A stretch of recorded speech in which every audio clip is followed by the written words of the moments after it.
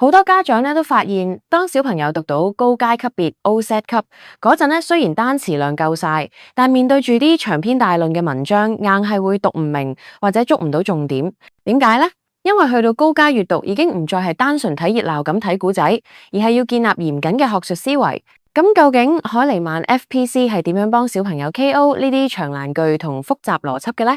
我哋一齊嚟睇下佢嘅高階學習閉環。面對內容更長、邏輯更集中嘅高階 text，個 system 會先用電子書帶住小朋友，將成個故事結構完整咁攤開嚟睇。喺讀電子書嘅過程入邊，我哋會好巧妙咁插啲小測驗 reading check 落去，咁樣唔單止可以幫學生即時 confirm 自己係咪真係睇得明剛嗰一段，仲可以令閱讀由單純嘅望兩眼變成真正嘅入腦。當搞清楚成個故事嘅方向之後，就會進入 vocab 突破環節。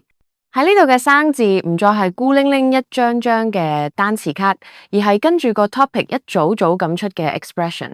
學生可以好清楚咁睇到呢啲字係點樣喺故事入邊出現，亦都明白作者點解要咁樣用。咁樣一嚟，對語言嘅掌握就會更加實淨。跟住落嚟係重頭戲，思辨閱讀呢個呢，亦都係高階理解能力真正見真章嘅地方。通過判斷觀點 extract 資訊，理解深層邏輯，要學生 confirm 自己有冇真正讀透篇文，而唔係淨係知發生咗咩事就算。小朋友讀得有幾深就係喺呢度建立嘅。搞掂主要學習內容之後呢，系統會引導小朋友繼續做專項練習。Core vocab 負責再強化關鍵嘅表達，等學生將啲語言點食得更透。AI Speaking 咧就將頭先學到嘅內容轉做表達 task train 出真正嘅輸出能力啦。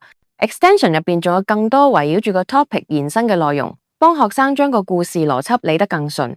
海尼曼 FPC 嘅高階學習流程其實就係一個順住由理解去到表達嘅自然推進過程，先將個故仔睇清，再捉實啲表達，將內容讀透，最後將啲英文講翻出嚟。理解得越穩陣，複述就越自然。學生處理長篇學術內容嘅能力，亦都係喺呢一步步嘅 training 入邊變得越嚟越強。